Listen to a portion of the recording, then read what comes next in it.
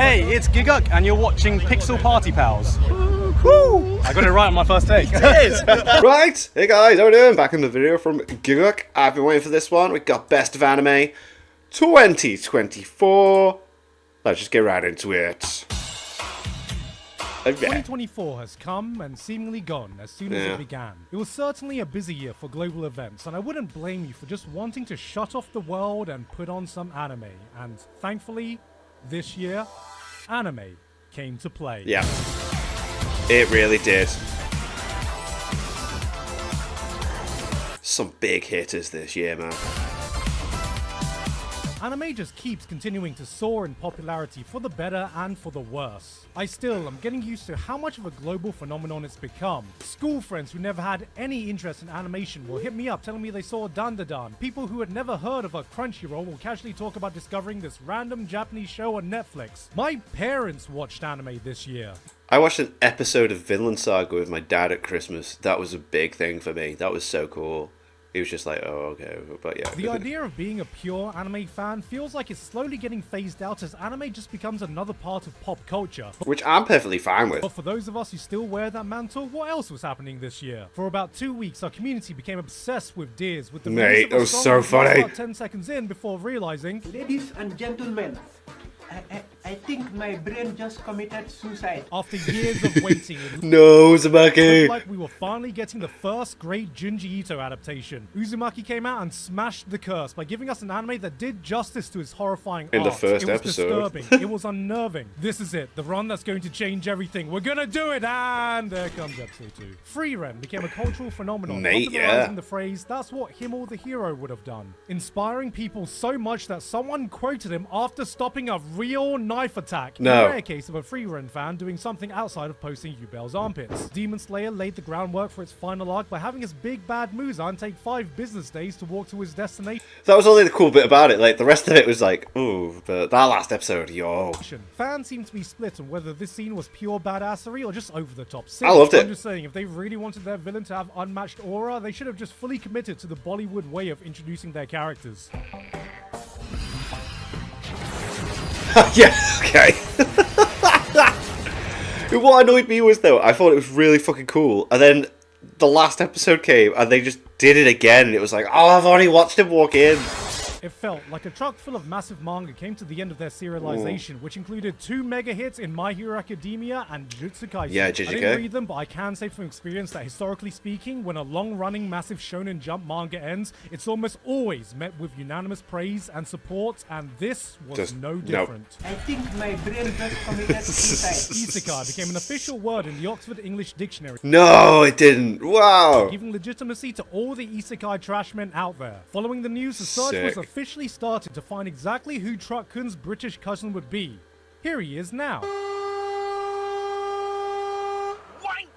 And last, but certainly not least, we lost a legend this year. Oh, Akira Toriyama. I tried writing a longer segment for this, but nothing I wrote felt like it did justice to this man's I wasn't legacy. expecting anything So like this, I'm gonna keep it Jesus. short. He may not have been the mangaka that influenced me the most, but he is the mangaka that influenced the most people around the world. Yeah. He inspired a generation of people, and his work will continue to inspire for many generations to come. And for that, what more can you say but thank you? Thank you, yeah.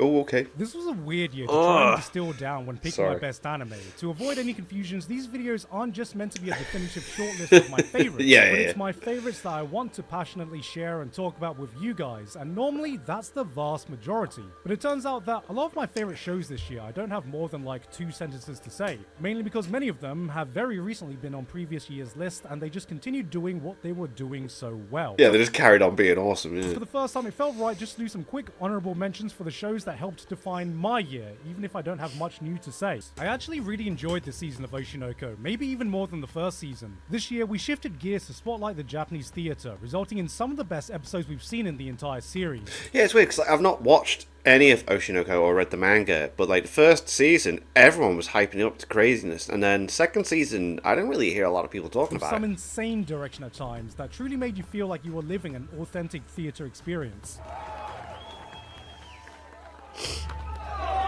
Oh, cool.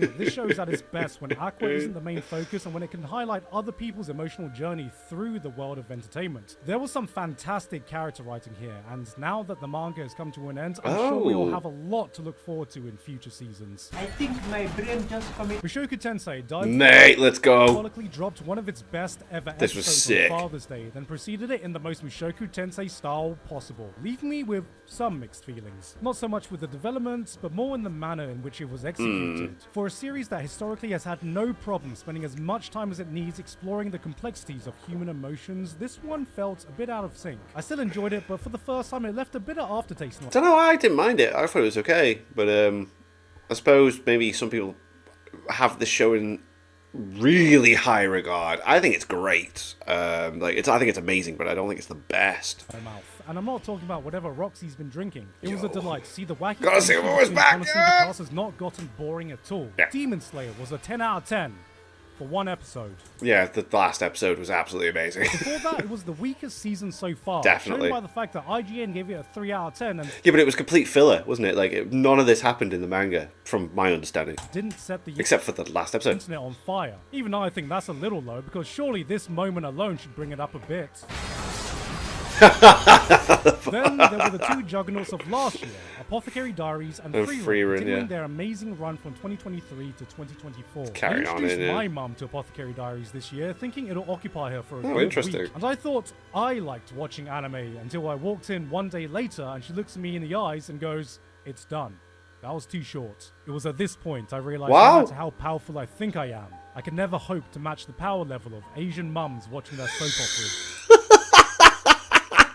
That's brilliant. And while I prefer the first half of Free Run that aired last year, it still continued to be a stellar show, tournament arc and all. I know everyone's Boom. thirsting over this green-haired girl, but I gotta say, the old man won my heart. A mage of principle and respect, reminding us that you may be out of manner, but you ain't out of hands. Showing the young'uns how to truly pound people up. No diddy. Make no mistake, if diddy. this was a simple one-sentence list, both of these shows would have easily ended up in my top 5. And on the other end of the spectrum, there were other returning shows, like My Hero Academia. My Hero I need to catch up, actually. Yeah, I purposely left it so I could watch the whole thing. Academia was one I'll tell a lie. I watched the first 2 episodes. Good start. the golden child of shonen, carrying on the torch to a new generation of anime fans to a post-Big 3 era. People loved it. People couldn't stop talking about it. Then one day, it felt like everyone woke up and just went, "Yo, this shit boring." My Hero became the punching bag of jokes, while other titles rose up and grabbed the spotlight. And as time went on, it felt like those jokes turned into complaints, and then eventually those complaints turned into indifference. And while it felt like many people had given up on it, I quietly continued watching in hopes that one day it would remind me of why I loved the series in the first place. And this year, I remembered what it felt like to go bust fucking ultra. Cool. Okay. Because I am looking forward to checking it out, man. It's weird as well, because Totally Not Mark was doing the reviews. I checked out the reviews for season 2 and 3, because season 1, 2, and 3 are just brilliant. And then it kind of like dips at 4, and then kind of comes back. So we're counting down now. Alright, cool.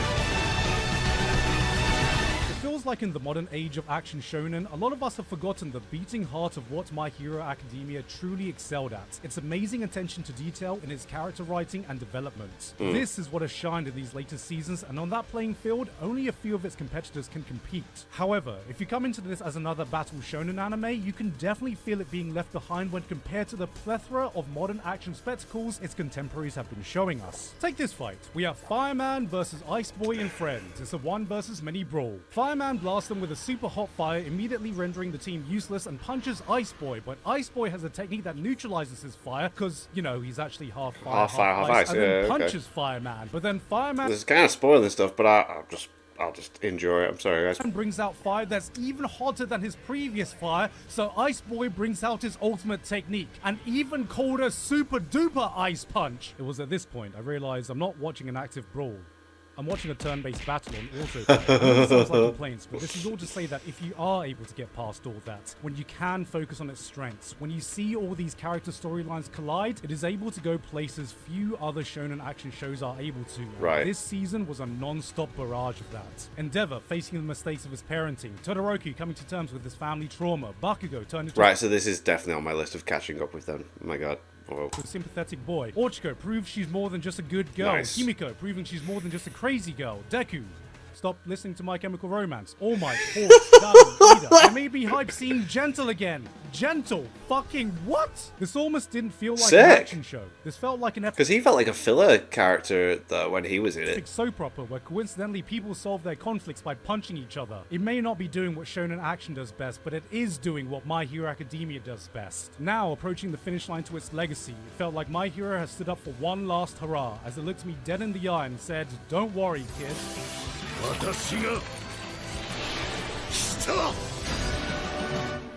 Wow. Oh, wow. Hyped. Oh, I really need to... Yeah, okay. That's going to be what I'm binging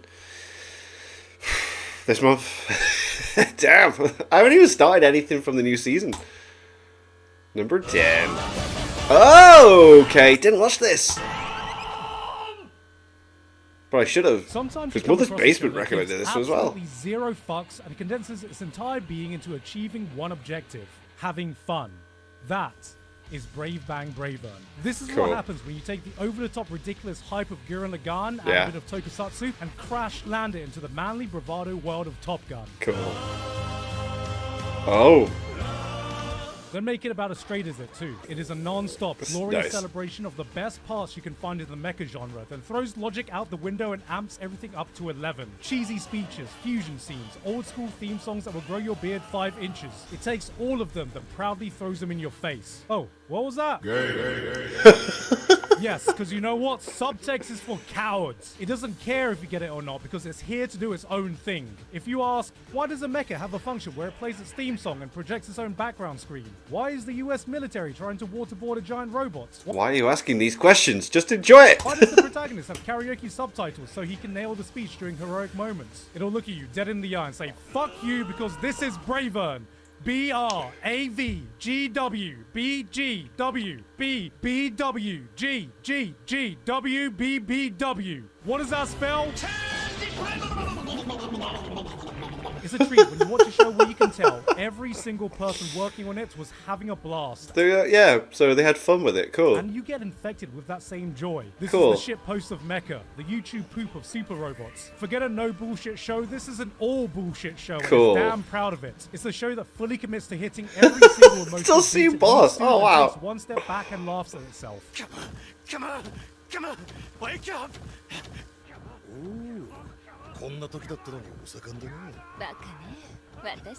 Oh my goodness. Jesus.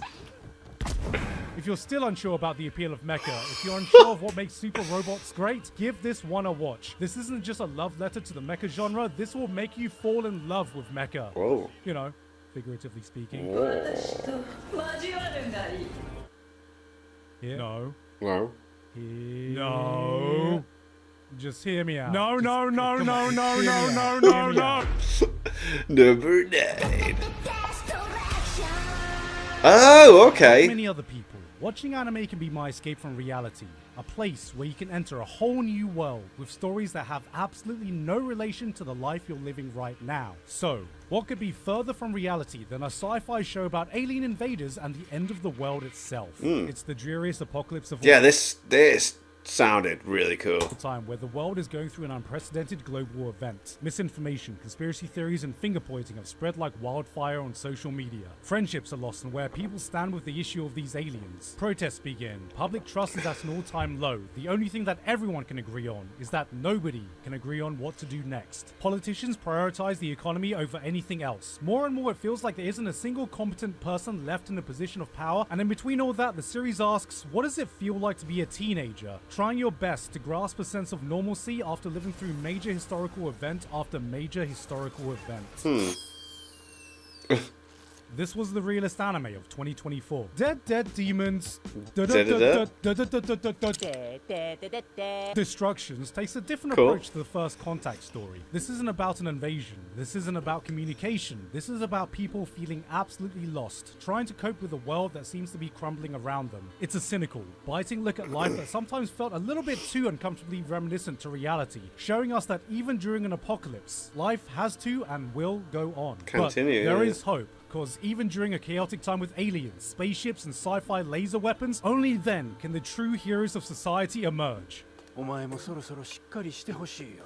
父さん SNS にはびこる私意識高いですアピールを繰り返す勘違い野郎を探し出し心霊写真をポストし続けなきゃならないのだからな。 Ah, Right. he's finally here. Biblically accurate Twitter blue checkmark. Number 8. What we got? ReZero! Let's go! This was so good, and I can't wait for it to come back. This was boss.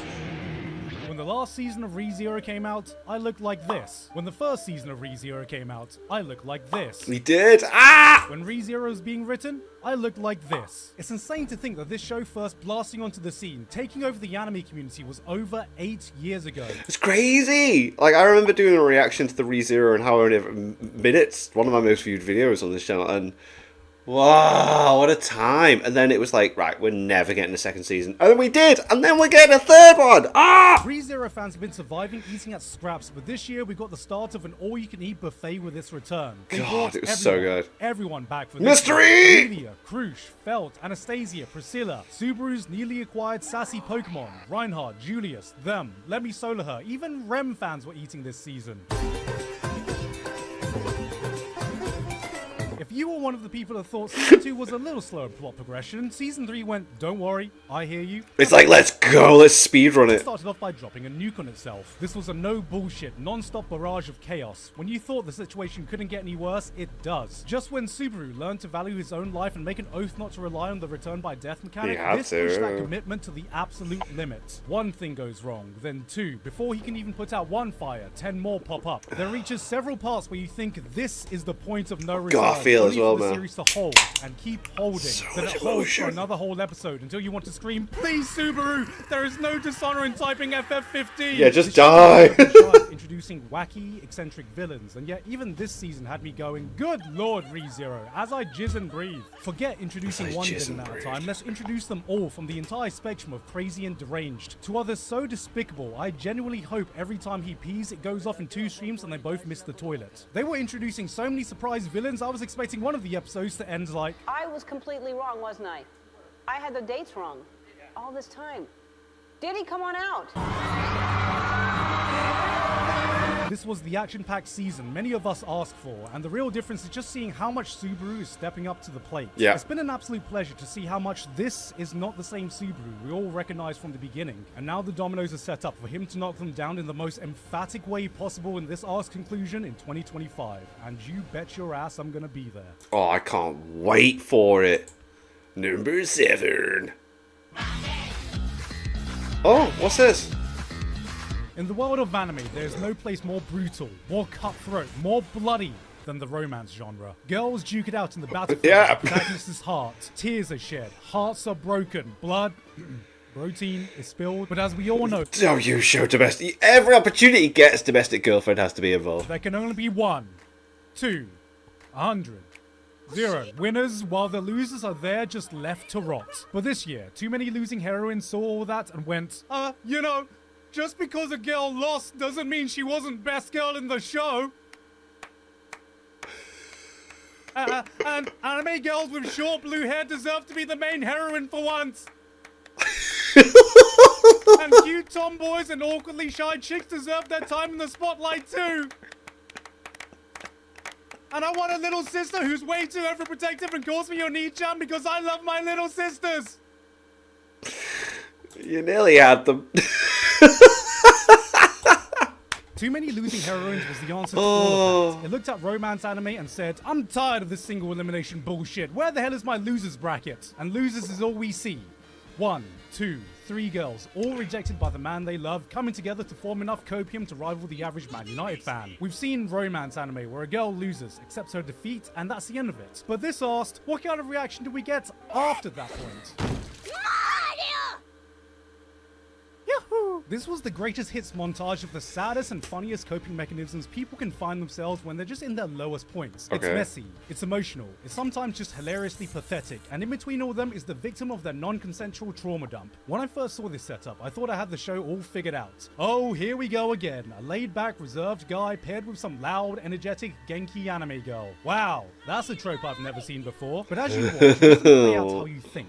The trigger never gets pulled, the patented anime blush scene never happens, and all we're left with is a guy forming a real friendship by just letting these girls feel like they don't have to deal with all of this alone. Too Many Losing Heroines was a different kind of rom-com in a highly competitive year full of them. There's a genuine sense of community with the cast as you're able to laugh with them at their highest points and really feel for them at their lowest. It's a show that knows when to laugh at itself and when to take itself 100% seriously, selling you on all these emotions: anger, emptiness, denial, that knee-jerk conclusion that you just lack any self-worth, all in its 12-episode run. Losing Heroines... Oh, so it's only 12 as well. Oh, so I could...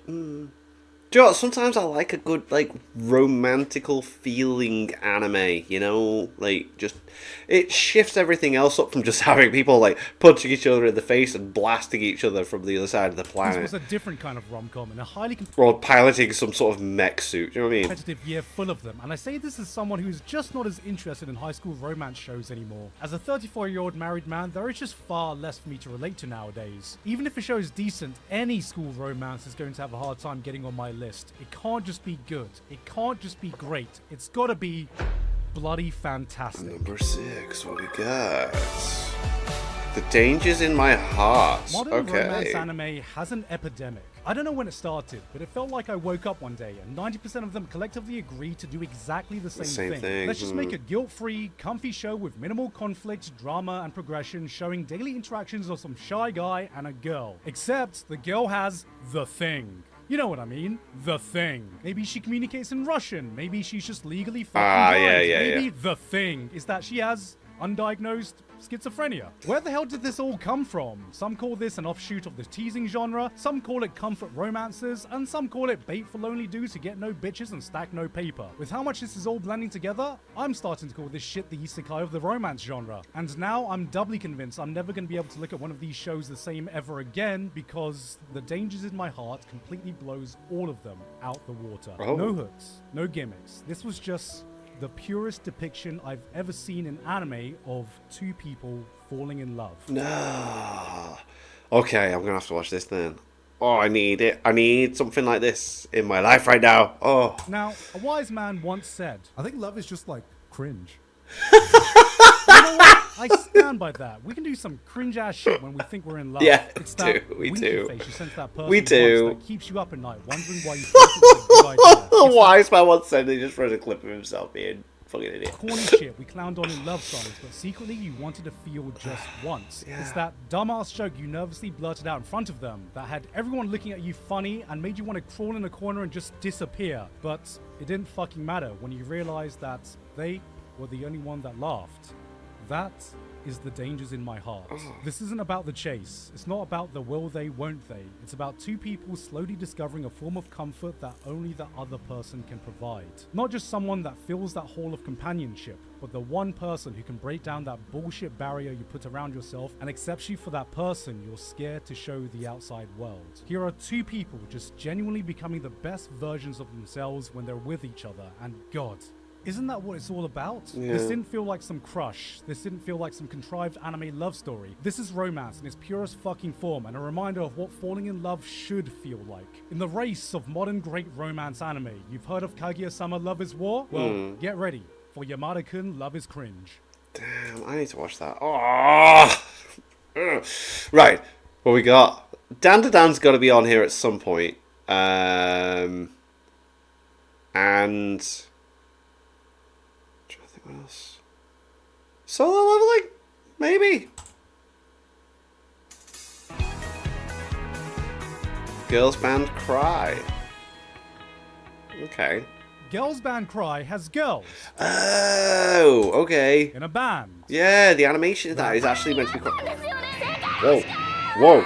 Whoa! Anime is not new to the girl rock band concept. It all started in 2009 with Go Girls on. Band Chai. 2 years ago saw the uprising of the highly beloved Girls Band Chai, even tangentially in shows like Angel Beats that gave us girls. Yeah, it's starting to become another thing, innit? It's like every year you get like the seasonal musical band people kind of thing. Yeah. Band die. We know what dynamic to expect. Cute girls doing cute things, chasing their dreams, trying hard while having a jolly good time making new friends, and look how adorable they are when they interact with each other. And then there's Girls Band Cry. Oh.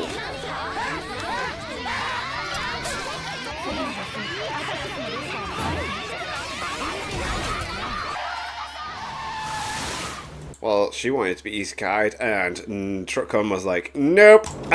These aren't your pristine, perfect idol girls. They argue, talk shit to each other, throw tantrums. Cool. Our main girl Nina has a public outburst, gets told to be quiet, and calmly responds by throwing a fucking lamp at him.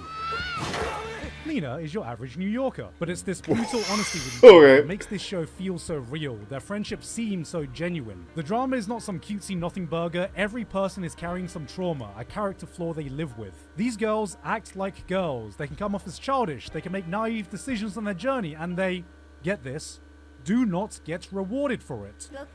This is no fairy tale, no idealistic story about chasing your dreams. This is a down-to-earth look at the harsh reality of staying true to yourself no matter what the world is telling you. Cool. But even so, they refuse to betray their character. These girls embody the true spirit of rock, both its ups and its downs, and it's through watching their struggles do you get some of the finest drama you can find all year. Huh.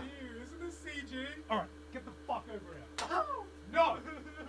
Enough of your shit. I get that anime fans have a Pavlovian response anytime they see CG. Yeah, I gotta admit, I do as well. As soon as I see a bit of mainly CG, I'm like, oh god, okay. But if it's good story, then yeah, so I might watch this. This is some of the best I've seen outside of Studio Orange. It looks There's not a good. single moment- Yeah, like Studio Orange really do nail it. Like bloody hell, Beastars and Trigun Stampede.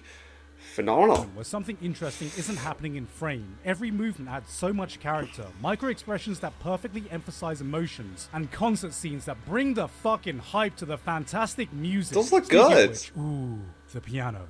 That piano.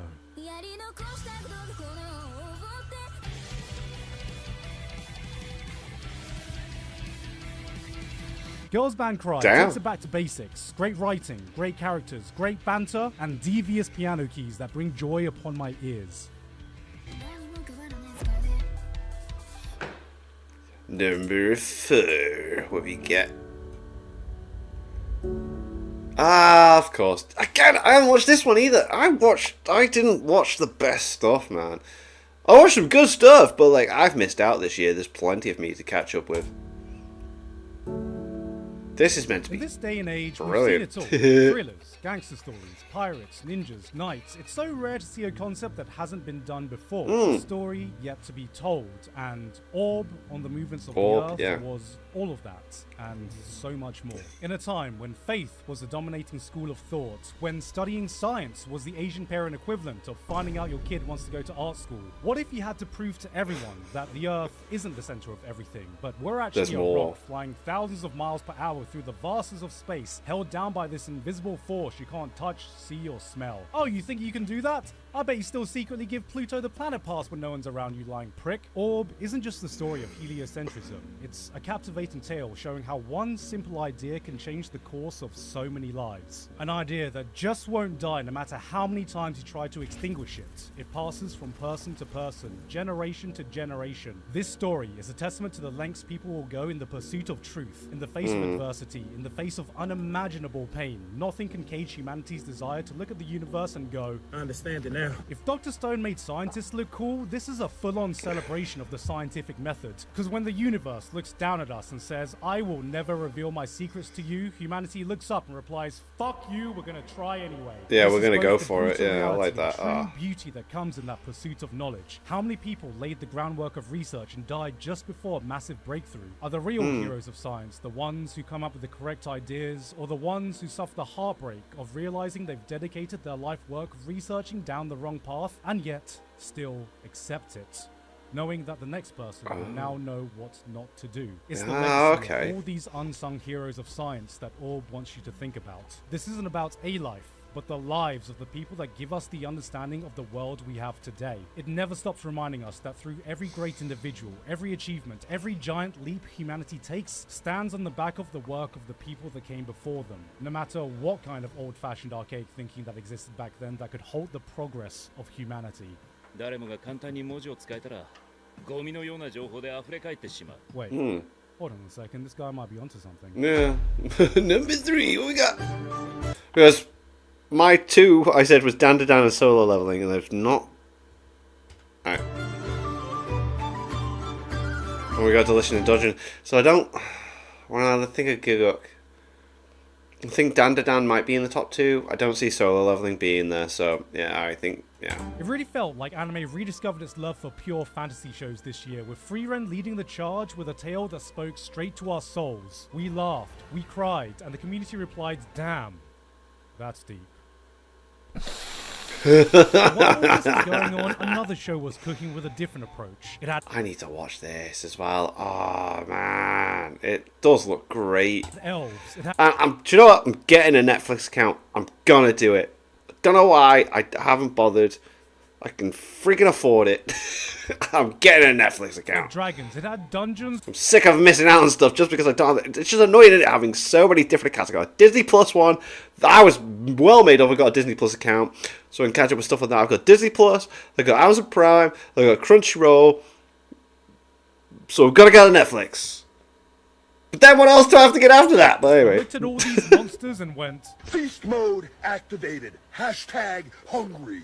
FeedMeMore.com. Dungeon Meshi satiated all our appetites by giving us a different kind of fantasy show, and when I saw this I thought, wow, finally, an anime where people just want to eat monsters and not want to fuck them. It presents itself as it is a nice change. That is pretty, yeah. low-stakes cooking show that hits you with an attention to detail in its world building that most fantasy anime could only dream of. From the biology to the concepts, it takes these well-known creatures and reimagines them in a way to give them a sense of credibility that makes you forget that you're watching a fictional story and not some nature documentary. It'll introduce you to these treasure bugs, insects shaped like coins and jewelry that target unsuspecting prey, and you're like, okay, Oh. that's kind of like real-life bugs that can perfectly camouflage themselves in nature. 2 episodes Yeah. later, we see our first mimic, and if you're familiar with fantasy, mimics are some of the most well-known monsters responsible for many of your in-game deaths, I'm sure. Yes. But here, Dungeon Meshi gives them that believability by imagining them as some giant hermit crabs that gravitate towards chests as their home. Makes sense. But then, seemingly on a totally unrelated note, a treasure bug is found near it. Then one of the characters casually mentions, oh yeah, that's because the treasure bugs lay their eggs on the mimics so the larvae feed on them and they mature in there. And Wow, they explain it. then it clicks. Oh, that's why these treasure bugs conveniently find their way into chests, perfectly placed for some unsuspecting adventurers to find. And this was the exact point. My mind fully comprehended the exact scope of this world building. That's amazing. These aren't just random monsters scattered around. This is an ecosystem where every single thing is interconnected. There is no Yeah. part that exists solely in a bubble. Every piece of this world has been carefully crafted and interwoven with a level of care that's rare to see anywhere. And you're telling me this level of craftsmanship is being used in a make-believe comfy cooking That's show? so cool. This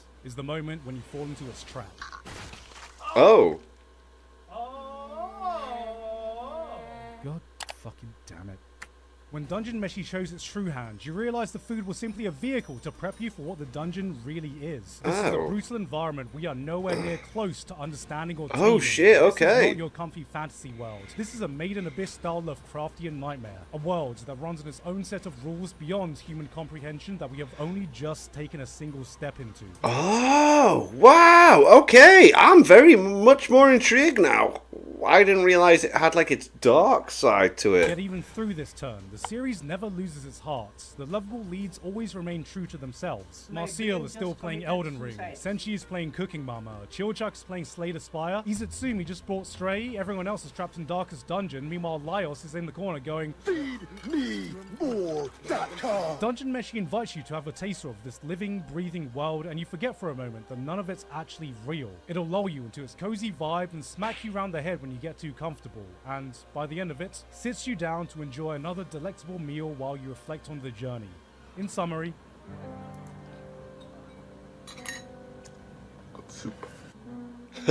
Nice. Right.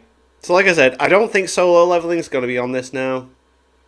We're too high in. When I think of... I mean, maybe. But I think Dandadan's got to be in these next two. So I don't know what else is going to be in these next two.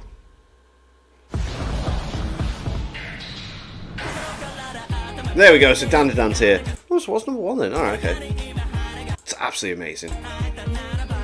This anime's phenomenal. Maybe you've been watching anime for 1 year. Maybe you've been watching it for Phenomenal. 5 years. Maybe even 10. Everyone But should I'm watch sure this. you remember that feeling of watching those first 10 shows. That excitement of discovering this whole new medium where everything felt fresh. It was a place that operated on its own set of rules, not bound by the ideas you were used to. There was a weirdness to it you couldn't find anywhere else, and every new episode you watched, something unpredictable lay just So around the good. corner. I've been watching anime for 20 years, and dun took me back to those times. Shonen Jump is a place where its formula for success has been repeated over generations, so when a new title gets adapted, we normally know what the rules are. And Dan starts by taking that rule book and setting it on fire. It really At does. first you think, okay, it's another battle shonen. Then you realize, hold on, it's actually a rom-com. No, Yeah, it does everything. It's like, I'm so confused. it's a supernatural. Maybe actually it's even a horror. You go through this entire notion before it even occurs to you that 90% of this show revolves around some dude getting his balls back. This is what happens when you throw everything against the wall and say, fuck it, we ball. You could be the strongest observation haki user and still be unable to predict what happens next. When you expect it to go One Piece forwards, reference. it goes sideways. When you say jump, it asks,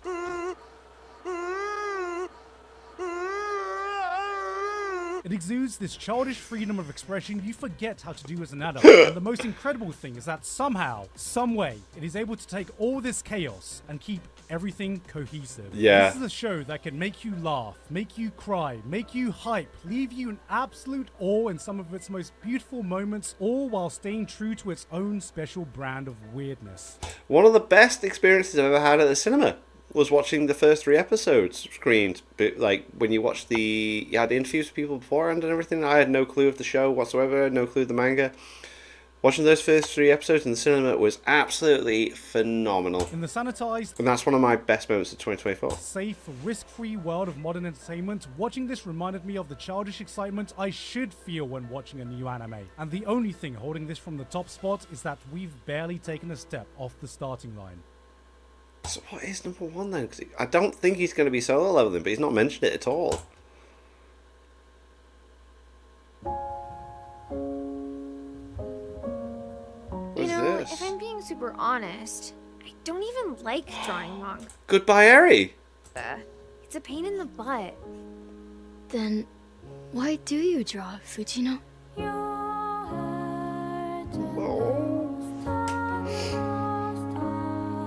If you would, for a Oh, it's Look Back. Sorry.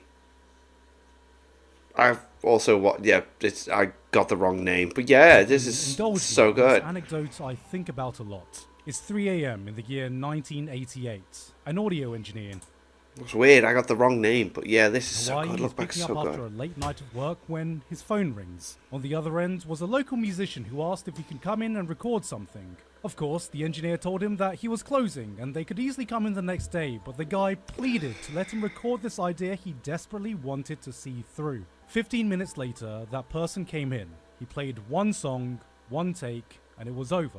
For years, that recording would lay dormant, only to actually be released 5 years later. That guy was Israel Kamakavivole, and that Alright. recording was his now world-famous rendition of Somewhere Over the Rainbow. What? This story has always stuck with me. For anyone who's ever created something, sometimes you have that project, that idea that hits you when inspiration strikes and refuses to leave. Look back, You'll think about it when you're taking a shower, when you're having lunch, when you're working I nearly went to the cinema to see this, but then Amazon Prime added it like straight away, and it was just like, whoa. on anything else. Like a parasite, it festers in your mind waiting for you to materialize it. And you know you have to see it through. Not for money, not for clout, not for any sense of personal responsibility, but because you just need to. You need it. On every single level. That is the exact feeling I get when watching Look Back. A need to make, a need to create. Look Back was many things. It's a love letter to the creative process. It's an exploration to why people make art. It's a homage to some of the most tragic events that have happened in the industry, but more than that, there is this overwhelming sense of an author coming to terms with his own personal struggles, speaking directly through these characters that he's created. Coming from the mind that gave us Fire Punch and Chainsaw Man, this was a shockingly simple, That's why yeah. soulful tale of two artists and their journey of creating. creating for each other, creating for money, creating for pride, creating doing for what they wanna themselves. do. This is a film that encapsulates the entire spectrum. It's not long. It's not long. I'm sure it's not even an hour long. Of emotions for anyone who's ever made anything in a way only someone who's felt the depths of those feelings could portray. That excitement of finishing your first work, the struggle of knowing you can do better, that deep insecurity that you're just inadequate, the euphoric explosion of having your work recognized, the emptiness you feel when you've forgotten why you started this journey in the first place, yeah. and that moment when you doubt it all and ask, was it all worth it? In 1 hour, this film packs more emotional depth than most anime can fit in an entire season through simple, beautiful storytelling. It felt like a story that was made simply because someone needed to put it all out there. It's jam-packed full of the rawest human emotions, like you're watching somebody scream from their soul. Lines that feel so intimate, you're unsure if you're watching two characters talk to each other or a person having a conversation with themselves. This is the kind of personal story that's so rare to experience, and when I see someone laying themselves bare, it's hard for me not to be deeply moved. I've experienced this story 3 times now, and every time has given me something different. I read the manga and cried at the pure beauty of the storytelling and emotions on display. I watched this in theaters and cried experiencing this story again so I kind of wish I did see it in the cinema, because I was like initially like, why would I go to the cinema for not even an hour long thing? But then at the same time I was like, I was paying a monthly subscription for just to see any film that was there, so I was but then Prime, it was like, oh, okay, I'll watch it now. Brought to life. I put this on when it got its home release and cried, feeling such a profound connection to what the creators must have felt when making this. It, yeah. And after every single time, without fail, it gave me a reminder of why the hell I'm doing what I'm doing right now. I'm sure some of you may think that putting a movie as my #1 anime this year feels like a cop-out. And yeah, it kind of is. I often tried to make it a point to keep anime films and series separate. I've never put a movie in any of these rankings before, but no matter how much I reflected, no matter what other shows I put here, nothing else felt right. It had to be Look Back. Not because I wanted to give it exposure, not because of some review score, not because of any arbitrary qualifications. I put it here because simply I just needed to. Where?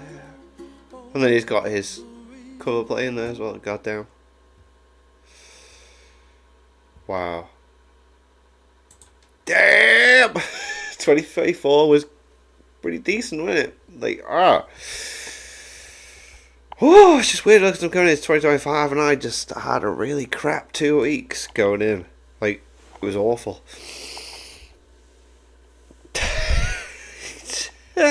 Try not to cry, but I'm bouncing back and I'm just getting it. Trying to make this year my year. I'm running a half marathon this Sunday, which I've been training for. Wish me luck on that. And then that's going to be my start into... I'm going to do the full one in October. Full marathon.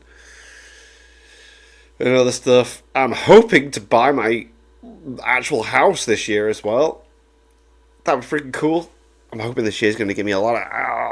I went into this year being like, this is going to be my year. And then I had the worst fucking shit 2 weeks. But you gotta just... Remember this.